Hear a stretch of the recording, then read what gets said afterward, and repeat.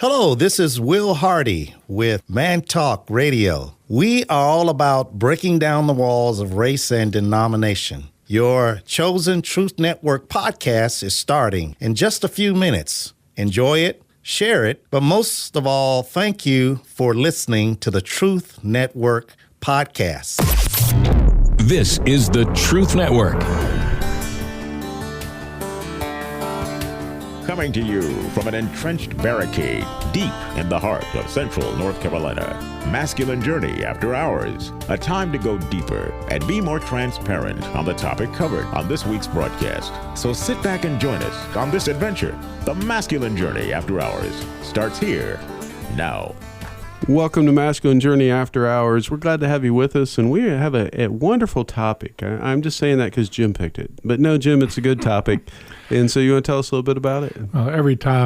Every once in a while, Sam will slip up and pick one of my topics. So I try not to. I feel that. Know the love is there. Yeah. It is Forever Young, which I thought was a pretty good thing to come after being sages. Mm-hmm. Being older, and it really was. We're not going into the sagacity. I guess that kind of blows the keeping this short, so we could get all our clips in. Yeah. It is about what that means to us, being forever young. And if you want to hear what I thought, go back to the first show, and we're going to kick this one off with 3 more clips during this segment, I think. Yeah, we were a little bit all over the place like we often are, but what we do, if you're not sure, is we get a topic and then we get kind of a little bit of a starter on where to go with the topic, and then we all kind of take it where God takes us. And so you get to ride along on the journey with us, and so we're over to Robbie with his clip. Yeah, so it's a journey. There's no doubt. And I had a lot of fun because to me, a big part of Forever Young is to have fun, right? As we heard in a clip in the last show, is like, man, it's so much about fun. And, I think it's the joy of the Lord is our strength. It clearly is. And in his presence is fullness of joy. And so if that's not part of it, it's not church from my standpoint. It's not what it's supposed to be. And so this particular clip is a montage of kind of Forever Young and what you pick up along the way, which really helps you enjoy being young even more than, because as we've talked about throughout it, that you have all those stages, but you keep each one. Like you're still a little boy, but you're also still a warrior, and you're also still a lover, as Harold so wonderfully pointed out in the last show. So here we have sort of from Get Smart, one of the funniest movies ever produced in the history of the world, as far as I'm concerned. As much as Jim likes Princess Bride, I like Get Smart.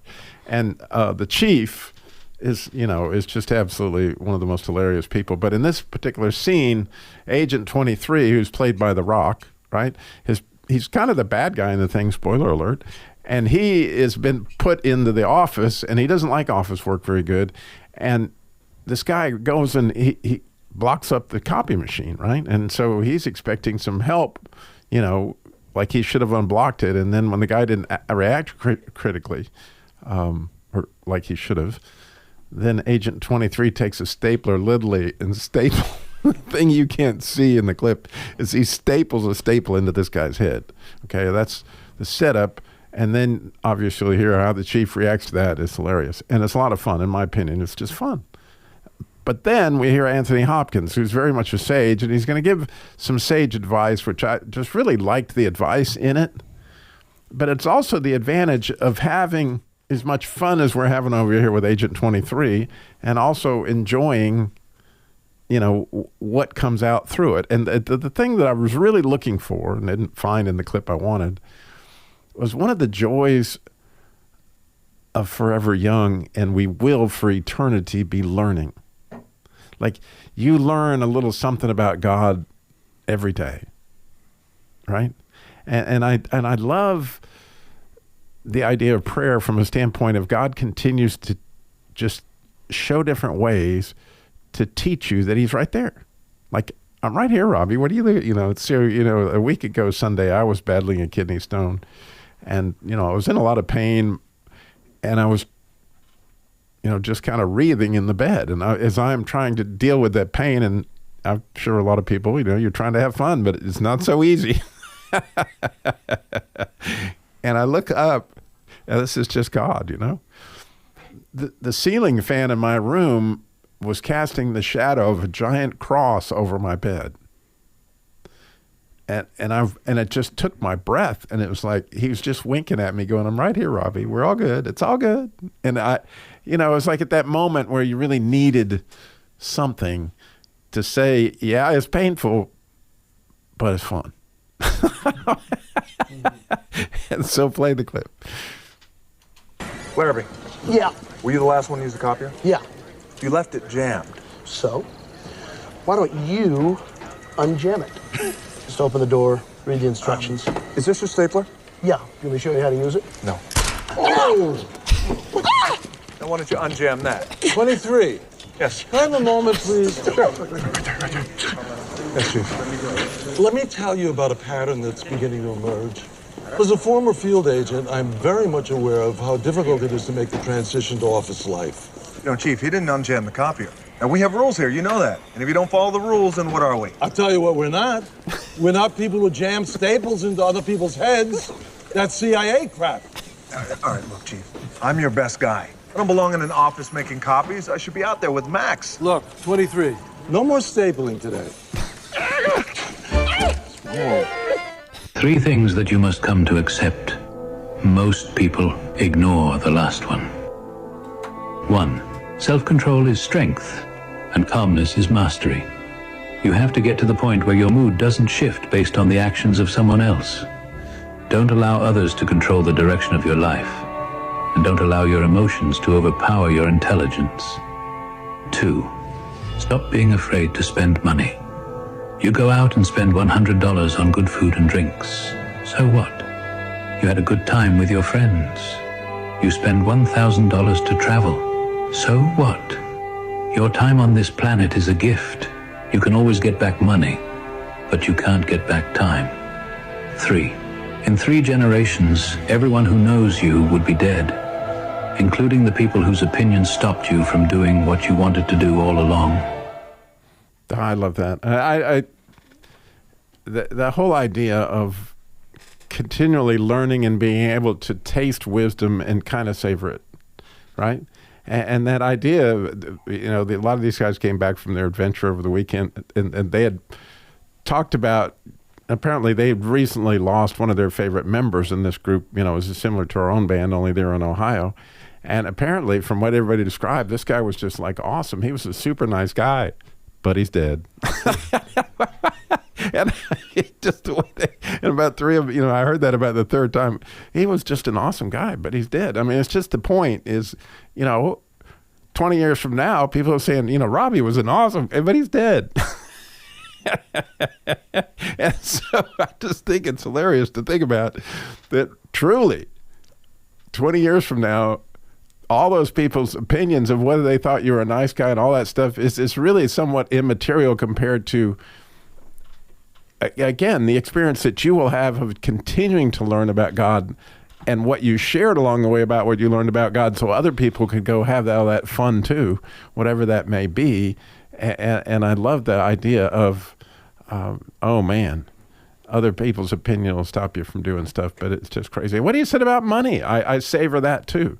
That, I think we've all come to experience that oh my goodness, what it means to have fellowship, to be at a boot camp. I can't imagine having anybody pass one up because they didn't have the money, right? Like that's why we do scholarships or whatever we need to do, because you can't get back the experience, right? I of all the boot camps that I had a chance to experience, I can't imagine not having that time, and passed it up over money. Is just a crazy idea.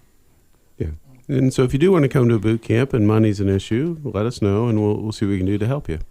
So, Rodney, we're over to you with your clip. Yeah, I really hung on the part when Jim described everything as eternal perspective, looking out into eternity. And that's where one of the things that I was like, it sounds like something out of the Bible that he was saying, because I was like, where did that come from? But I was like, I finally found it. It was like, this is 2 Corinthians 4:18, which basically reads a lot like what you sent out for the idea and suggestion for beyond just forever young, but what you were thinking. While we look not at the things which are seen, but at the things which are not seen. For the things which are seen are temporal, but the things which are not seen are eternal. And that just kind of really, hinged me on, yes, I'm going to stay with eternality. And I was struggling to find a clip, a movie. I was like, well, what movie would even have this? I would even went to Wing Clips to go look that up, and then finding out tonight that they may be shutting down even. But trying to figure out how am I going to find a movie, because most movies don't have much of that in them. And then just happened to finally think about the Book of Eli.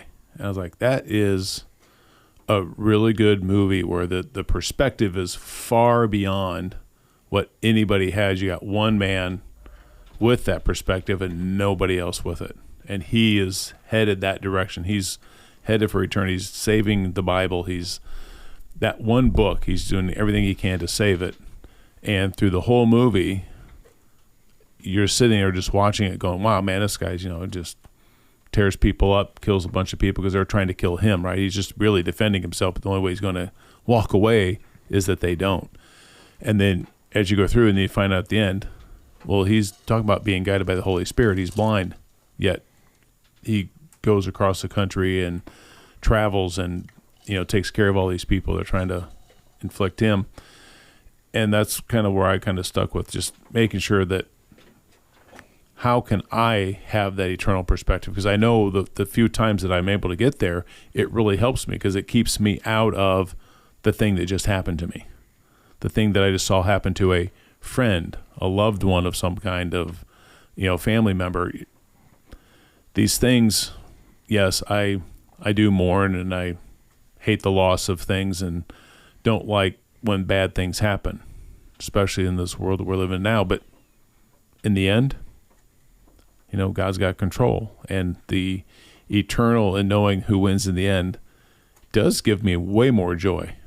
It's not this giddy excitement of, oh, I have to feel something and jump up and down with the emotion, but it is joy in the midst of whatever's happening. And that's where this movie with the Book of Eli kind of took me.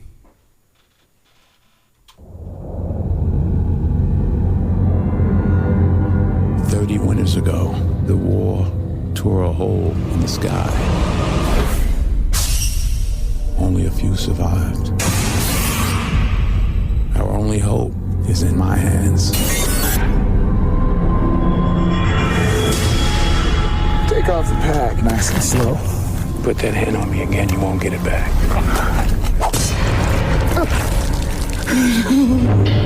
Cursed be the ground for our sake. For out of the ground we were taken, and to the dust we shall return. I told you you weren't going to get that back. This little town, just the beginning. All we need is that book. He's different than the others. You're not going to be able to make him do what you want him to do. This is your last chance. Give it up or I swear I'll bury you. I don't want any trouble. That's too bad.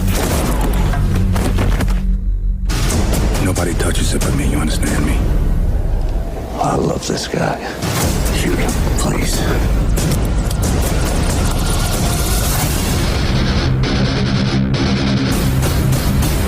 Teach me. Put a crew together, we're going after him. Go back inside.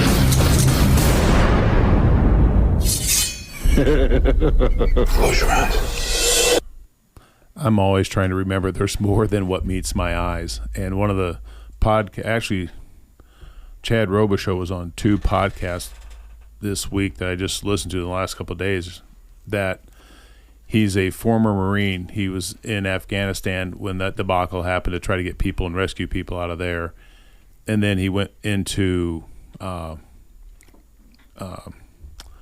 Russia and Ukraine, went to Ukraine, and he was actually called into there before they even went to war. to try to get people out because they saw everybody massing on the other side and stuff. But just listening to him talk about that, because he has a book out now, I guess, with his son, and his son was involved in this. He goes through a bunch of that. But it was just interesting. It's like, no, everybody's talking about the war and all these other things and who's, basically there's no good players in the whole thing, right? But he's like, I'm going over there for a bigger purpose. I'm going over there for the people that we're rescuing. Nothing more than, forget about all the other stuff, the political talk and all that. It's just, I'm going to go rescue people. That's a higher order thing to think about each individual and to be able to go through that. And I just thought it was wonderful because one of the things that, even there, like the guy comes up and says, good teacher, what shall I do to inherit eternal life? We all ask this question. We all want to know. And I love the advice that Paul gives to Timothy, take hold of the eternal life to which you were called. So we're called to it, but we have action. We can't just sit by and do nothing. We have to take a hold of that. And that's where I love this band of brothers, because that's what you guys do. You take a hold of that eternality of your life, and knowing that I can be funny and giddy and laugh and have a good time and be very serious at the same time. That's what I love about the Christian walk. It's never just a one-sided coin. It's always two-sided. You got to figure out ways to stay out of the ditches on both sides sometimes, but there's always more to things than just a simple answer, and just got to live in that. Thank you. Andy, you have the next clip. So this clip is from the Shawshank Redemption, and easy for me to say, I know. And not any easier for you to spell because you... Right. Yeah, you spelled it Shawshank. Shawshank, yeah. whatever. Yeah. He almost said it that's that a way, southern so version. maybe that's it. All right, Peanut Gallery. All right. Quiet down. Get a dictionary. Get a dictionary. Get an dictionary. Get some tape for your mouth and be quiet. But it's not the most uplifting movie, but this particular scene is. And what you have is Andy Dufresne, who was framed and ended up in jail for something he didn't do, and then Red, who's been there a long time but committed the crime in his youth.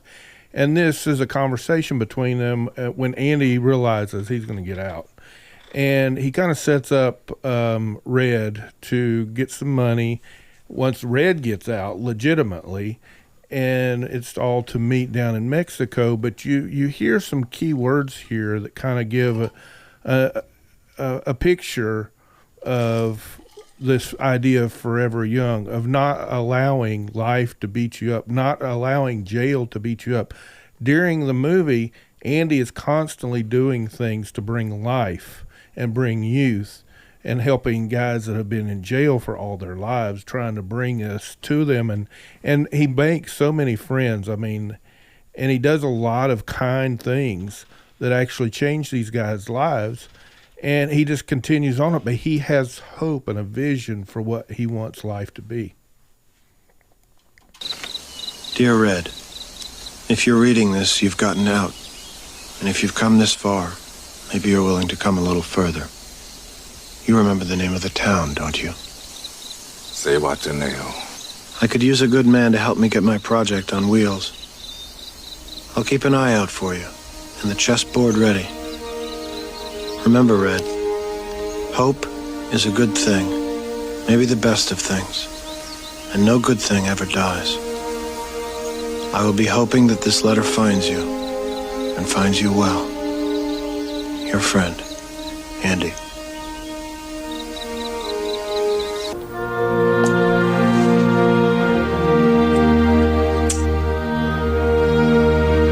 Get busy living or get busy dying. So hope is a good thing. You know, that's an obvious statement. And then either get busy living or get busy dying. And, you know, that is an idea of somebody who's forever young. I mean, you can live like you're in jail and you cannot experience life as God intended it. Or you can get on busy with living and not dying. And I think that's what they did. I mean, there's so much. How many people's dreams are killed in the jail they live in, whether it's their own mind or their circumstances or real life jail? They're prisoner to it. And it's that youthfulness, I think. The purpose of life is enjoying the goodness of God. And not just living a moral code, even though that's an important part of it, but that forever young also to me is always meant, or not always, recently in finding identity. You go back to who you are before you get all messed up a lot of times and life beats you up. And you go back to that, what you did like as a kid, you do now. I went back and loved to spend time on the river back as a kid. Like to get out in nature and do things, love to go to ball games. So on this trip, why I brought this Shawshank Redemption clip was I went to visit a friend and we happened to go. He lives near the place where this film was shot. We went there and they're celebrating a 30-year anniversary, and all this stuff was really familiar. And then the prison. Yeah, the prison. I busted out.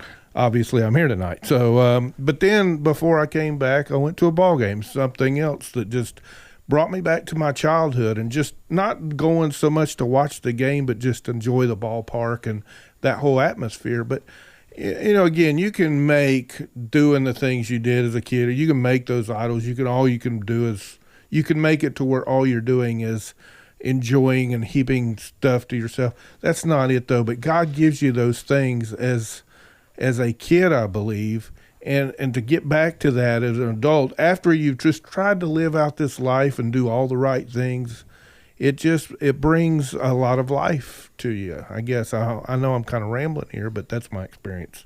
Okay, that was our experience too. No. Andy rambling. Yeah. So you went to see a Reds game? I did, and they beat the Cardinals pretty bad. Yeah. Who was my team? Yeah. You would be. I saw, the Marty Brenneman, Joe Nuxall thing. I went to the Hall of Fame, which is really cool. And Reds back in the day were like my second favorite team. So it was really cool. They changed ballparks from when I saw them. And you're down by the river? Down by the river. Yeah, it was a really good time. I crammed a lot, not to mention meeting with the guys from the Ohio team. So we did some ministry to how this trip started out. But, you just think about the things of – you mentioned Scripture and Jesus, the stuff that he did, the youthfulness to me of whenever he fed the 5,000, that was not only a feeding event, but can you imagine the joy and the fun that was experienced by the adults and the kids during that? So it's And it depends how you read the Scripture, obviously, but you see some playfulness with Jesus, like to catch a fish, to get the coin out of the mouth, to pay the taxes. There's very creative. There's just humor in that. And so you kind of led me into the question that I kind of had for the team as we have the last few minutes here is, how do you recapture that youthfulness? You mentioned some of the things, and for me, it's creating things with my hands, whether that's woodworking or things like that. But it gets back to dreams, right? When you lose your dreams, you lose your youthfulness. And so dreaming, what makes you dream or what makes your heart come alive is another way to say that. For me, it's creating things with my hands, or you mentioned natural beauty, getting out and seeing things in nature. Guys, what other things makes your heart come alive that brings you back to that youth? Well, I think a lot right there, learning we had talked about. You're always learning. Robbie's like, hey, you learn.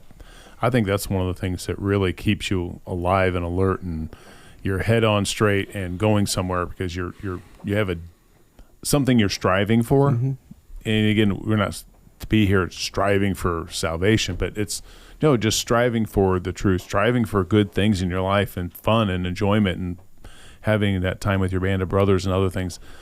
I think that's one of the ways that works really good. And that's one of the things, like you said, like recreate or reestablish or something. But for me, it's like, well, I think a lot of times we do cut, like, okay, that was childish, like Danny was saying before, childish versus just childlike.